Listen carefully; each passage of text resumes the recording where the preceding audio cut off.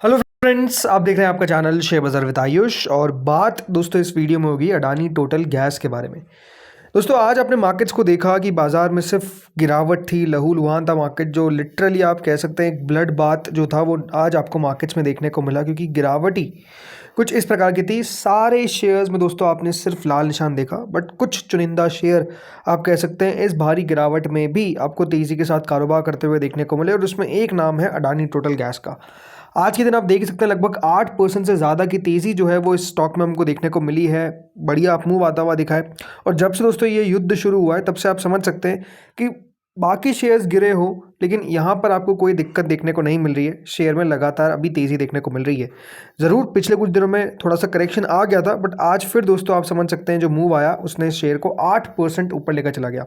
तो इसके बारे में डिटेल में समझेंगे आखिर हुआ क्या है, कितना ये जो गैस क्राइसिस है ना ये आपको इम्पैक्ट करता हुआ देखने को मिलेगा, और ऐसी कंपनीज़ को क्यों फ़ायदा हो रहा है। इसके बारे में दोस्तों इस वीडियो में हम डिटेल में समझेंगे, तो वीडियो को आप लोग पूरा देखिएगा। लेकिन उससे पहले अगर आप चैनल से पहली बार जुड़े हैं और अभी तक सब्सक्राइब नहीं किया है चैनल को, तो सबसे पहले आप लोग ज़रूर चैनल को सब्सक्राइब कर लीजिएगा। ऑल्सो हमारे नए चैनल भारत मार्केट रेडार को दोस्तों अभी तक अगर आपने सब्सक्राइब नहीं किया तो बिल्कुल सब्सक्राइब कर लीजिएगा। आज के दिन का भी जो पहला वीडियो है वो ऑलरेडी अपलोड हो चुका है। देखिए मार्केट्स में जिस प्रकार का फॉल देखने को मिला है उसके बारे में हमने डिटेल में बात करी है। क्या कारण है, किस कारण इस प्रकार का फॉल आता हुआ दिख रहा है, पोर्टफोलियो जो गिरता हुआ दिखा है, उसके बारे में हमने डिटेल में बात की। तो आप लोग बिल्कुल ये वीडियो चेकआउट करिएगा। लिंक मैंने चैनल की दोस्तों डिस्क्रिप्शन में दे रखी है, या फिर यहाँ पर भी आपको दिख जाएगी, जो लिंक है वो आ जाएगी। तो दोस्तों आज के दिन हुआ क्या, जो बेसिकली गैस कंपनीज के शेयर्स हैं वहाँ पर आपको बहुत अच्छा मूव देखने को मिला। मतलब उसके अंदर अडानी है, गुजरात गैस है, गुजरात स्टेट पेट्रोनेट है, कुछ में ज़रूर बाद में हमको फिर गिरावट देखने को मिल गई, बट स्टिल ओवरऑल दोस्तों आज के दिन ये जो पूरा सेक्टर था वो उतना खराब नहीं था जितना बाकी सारी कंपनीज आपको देखने को मिल रही थी। तो ऐसा क्या हुआ, देखिए सबसे बड़ी बात तो देखिए आज के दिन का जो मूव हमको आता हुआ देखने को मिला है उसके पीछे का बड़ा कारण है क्रूड ऑयल के प्राइसेस।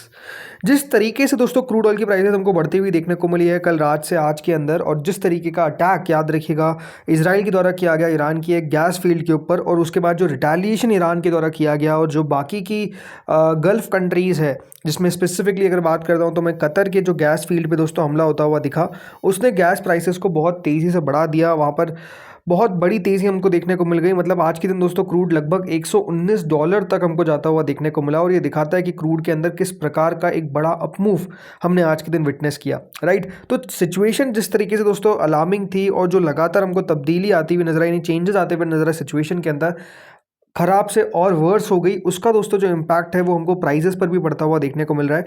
बताया जा रहा है कि हाई ऑयल प्राइजेस जो है वो यहाँ पर एक सबसे बड़ा सेंटिमेंट इम्प्रूव कर रही है फॉर नेचुरल गैस, क्योंकि रिलेटिवली दोस्तों ये अट्रैक्टिवनेस बढ़ाती है नेचुरल गैस की, क्योंकि जो rising expectation of increase demand from industrial and transport segments, यानी जो ये सेगमेंट जो ऑयल पे निर्भर होते हैं, वो हो सकता है कि दोस्तों थोड़ा बहुत गैस आपको ज़्यादा लेता हुआ नजर आए। बिकॉज अगर ऑयल की प्राइसेस इतना तेज़ी से बढ़ेगी तो अगर उसके कुछ कॉन्स्टिट्यूएंट्स है या फिर उसका कोई अलग कंपोनेंट से काम हो सकता है, तो उसके ऊपर दोस्तों यहाँ पर नज़र रखी जा सकती है। बट इसके अलावा देखिए मेजर रीज़न क्या है कि कंसर्न भी है सप्लाई को लेकर।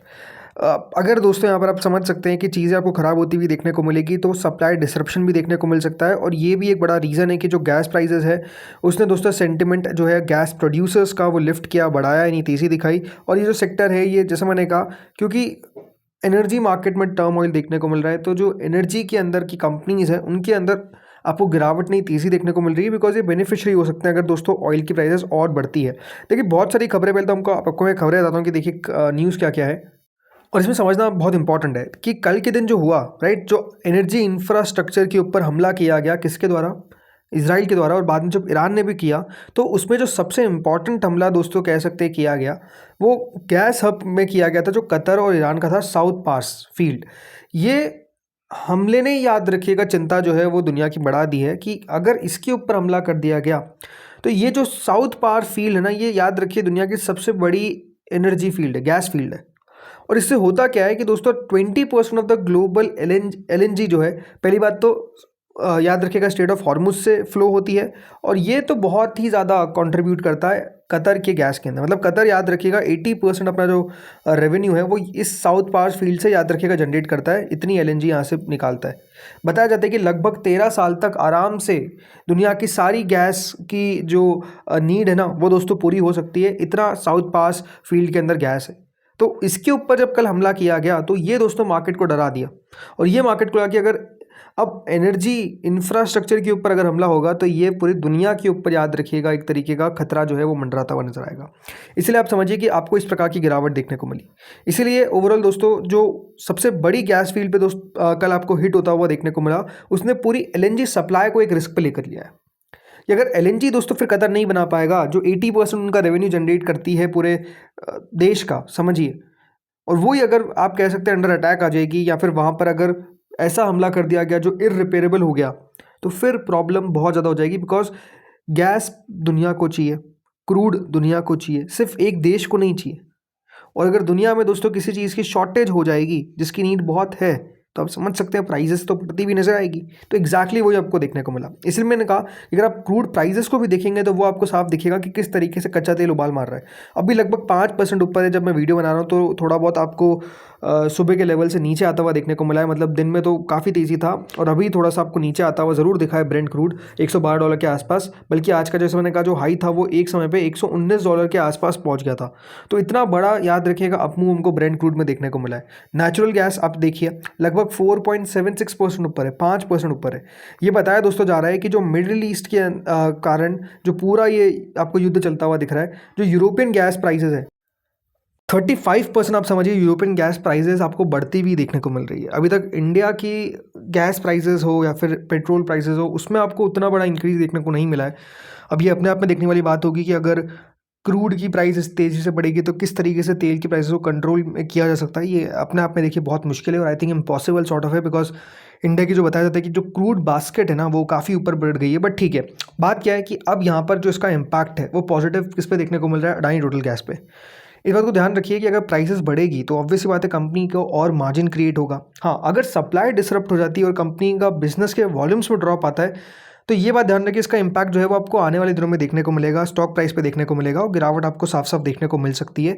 अगर वॉल्यूम ड्रॉप होगी तो याद रखिए बिजनेस का रेवेन्यू ड्रॉप होगा, और रेवेन्यू ड्रॉप होगा तो आप समझ सकते हैं कि गिरावट ही आएगी, तेजी तो आएगी नहीं। तो सप्लाई को लेकर अपने आप में कंसर्न है। अब सप्लाई किस तरीके से कंपनी मैनेज करती है ये अपने आप में देखने वाली बात है। लेकिन इसके अलावा अभी क्यों बढ़ रहा है शेयर, सिंपल सी बात है, प्राइसेस क्योंकि बढ़ रही है तो उसका जो इम्पैक्ट है वो आपको स्टॉक पर देखने को मिल रहा है। इसलिए आप देखेंगे जब भी कोई खराब खबर निकल कर आती है वॉर को लेकर, ये शेयर गिरता नहीं है, बढ़ जाता है।